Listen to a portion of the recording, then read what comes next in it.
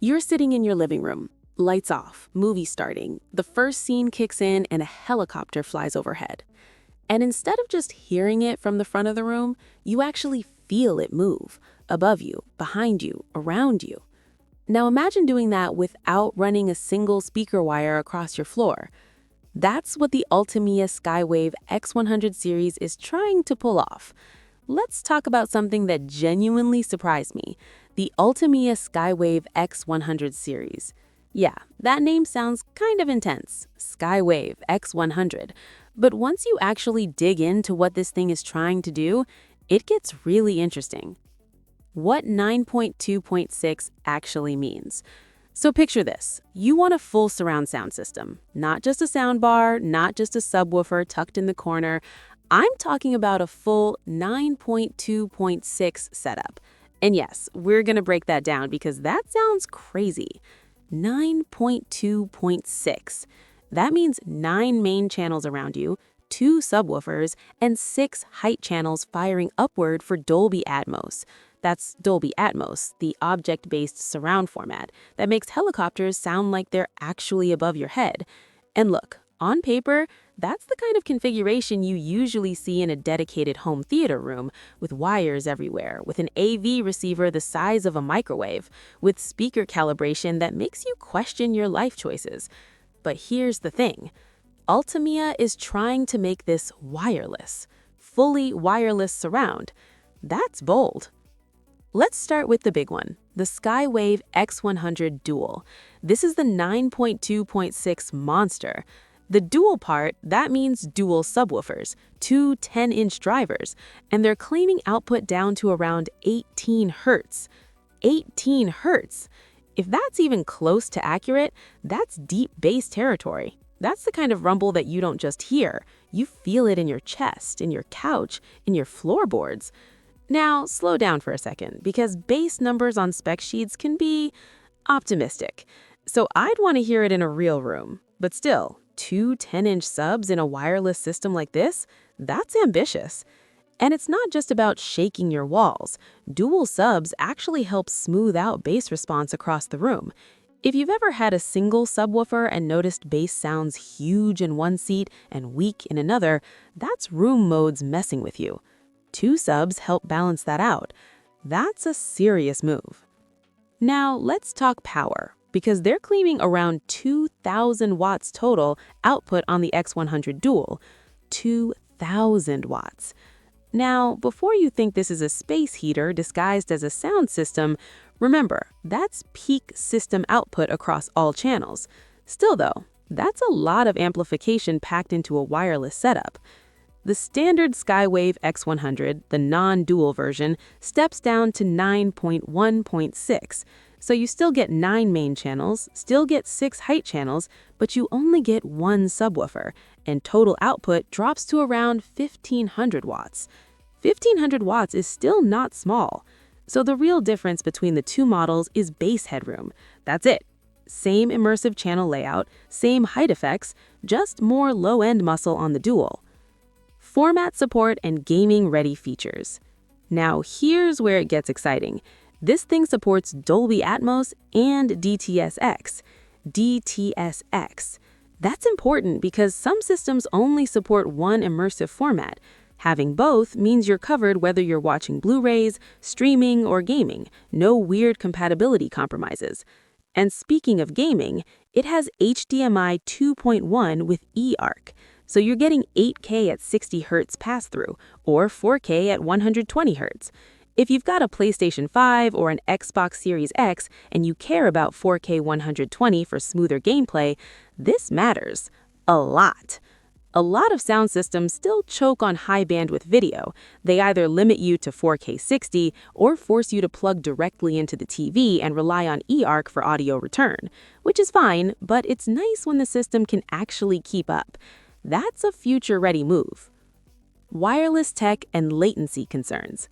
Now, let's talk wireless, because this is the part that either makes or breaks the whole concept. Ultimea says they're using dual 5 GHz wireless links, and they're claiming latency under 20 milliseconds. under 20 milliseconds. Okay, this gets a bit technical, but stick with me. If audio latency is too high, you get lip sync issues. Dialogue doesn't match mouth movement, or worse, your surround channels feel disconnected from what's happening on screen.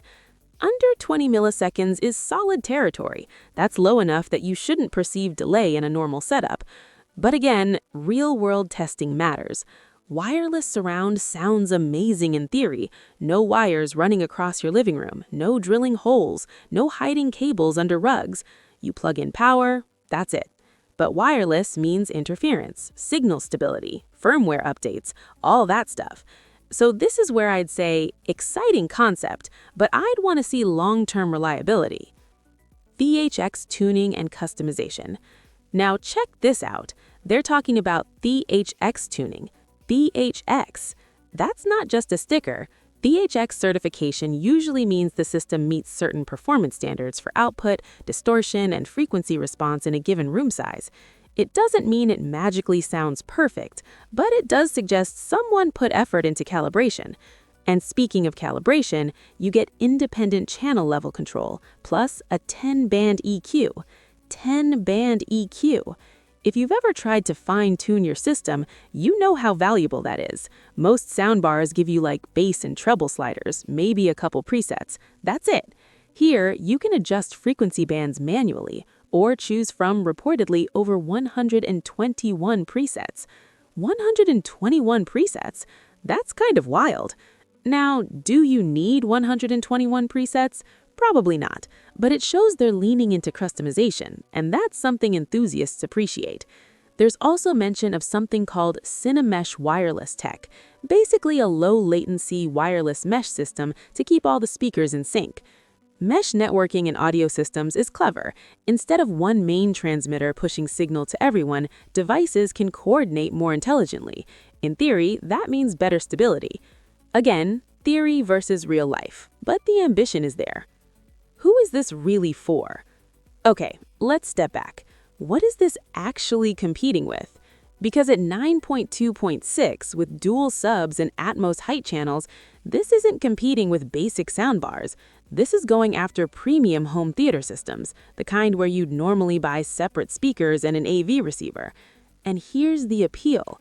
You don't need an external receiver. You don't need to match speakers. You don't need to understand crossover settings or impedance ratings.